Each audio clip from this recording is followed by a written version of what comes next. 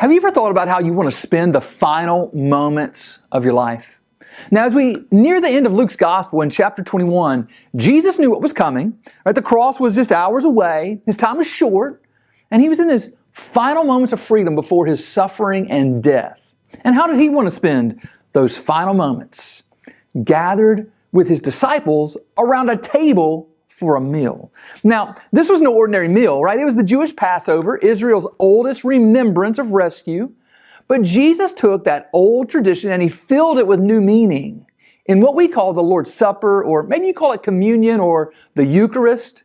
The bread represents his body, broken as a substitute for us. The red wine-filled cup points to his blood poured out for us, ratifying this new covenant.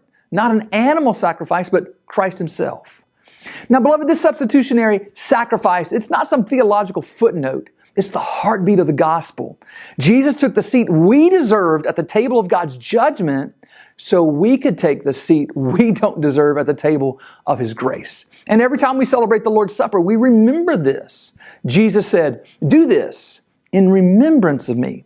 So the Lord's Supper, it's a recurring invitation to remember, to look back at what Jesus did on the cross so that gratitude may shape how we live today.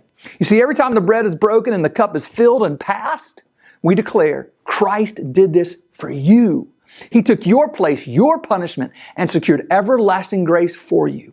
So marvel at the wonder of that. And don't ever take your seat at his table for granted. Eat, drink, and be merry in Jesus, whose sacrifice made it all possible.